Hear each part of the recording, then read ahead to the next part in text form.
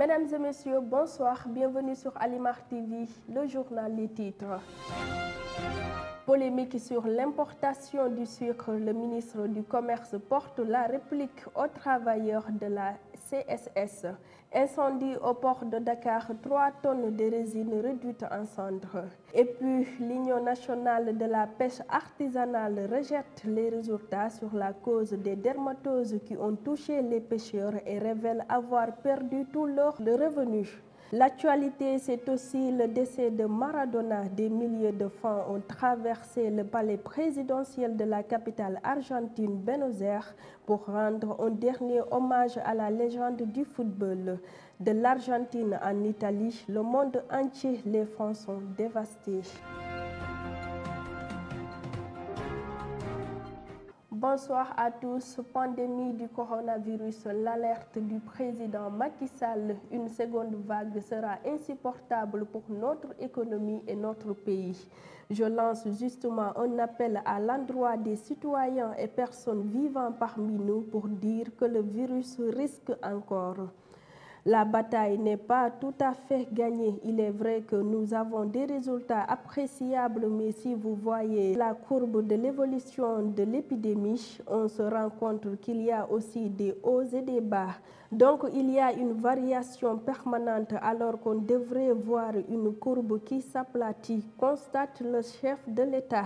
Comme annoncé dans les titres, le ministre du Commerce et des petites et moyennes entreprises, Aminata Assome Diatta, s'est prononcé ce mardi lors de la conférence de presse du gouvernement sur la polémique autour d'une affaire d'importation frauduleuse de sucre qui continue d'effrayer. Et c'est pour porter sa réplique aux travailleurs de la compagnie sucrière sénégalaise CSS qui, au cours d'une manifestation dans les rues de Richard Toll, dénonçait la circulation dans le marché de 150 000 tonnes de sucre qui aurait fait perdre la compagnie son chiffre d'affaires et menacé des emplois.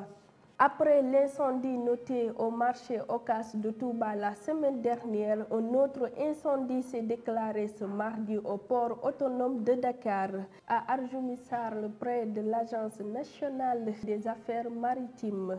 Il faut noter que près de 3 tonnes de résine stockées dans les entrepôts de l'entreprise sont parties en fumée, ainsi que des fusées de détresse. Le bâtiment a pris feu à partir d'un atelier de cette entreprise spécialisée dans la fabrication de matériel d'étanchéité et de quincaillerie. Au bout de plusieurs heures de lutte acharnée, les éléments de la brigade spéciale des sapeurs-pompiers ont réussi à circonscrire le feu et l'éteindre. Aucun dégât humain n'a été enregistré. Comme annoncé dans les titres, les pêcheurs artisanaux ne sont pas d'accord avec les scientifiques du ministère de l'Environnement qui ont indexé les filets de pêche comme la source de la maladie dite mystérieuse. Selon Lamine Fall, porte-parole de l'INAPES qui s'exprimait sur la 2STV, les pêcheurs souffrent d'une stigmatisation qui a eu comme conséquence la perte de leur chiffre d'affaires qui ont fondu comme du beurre au soleil. Monsieur Fall révèle que depuis l'éclatement de cette affaire, les pêcheurs ont du mal à avoir 10 000 francs CFA par jour alors qu'ils gagnaient plus que le double. Nous parlons toujours de cette maladie mystérieuse. Des pêcheurs déclarés guéris ont rechuté. L'information a surpris plus d'un.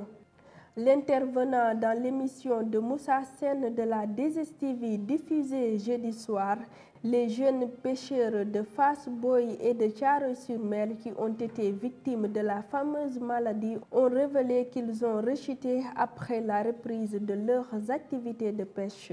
Les jeunes pêcheurs interpellent l'État sur l'urgence à mener des investigations plus soutenues et plus poussées pour déterminer les vraies causes de la maladie qui continue de les intriguer.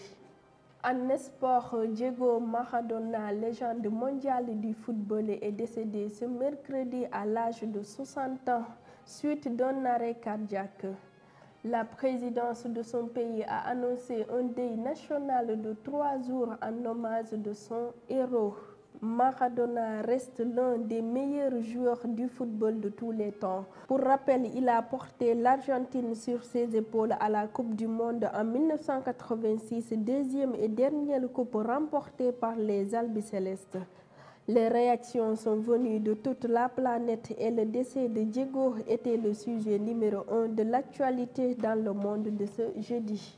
Nous parlons toujours du football. La commission éthique de la FIFA a suspendu pour 5 ans le président de la Confédération africaine du football, Ahmad Ahmad.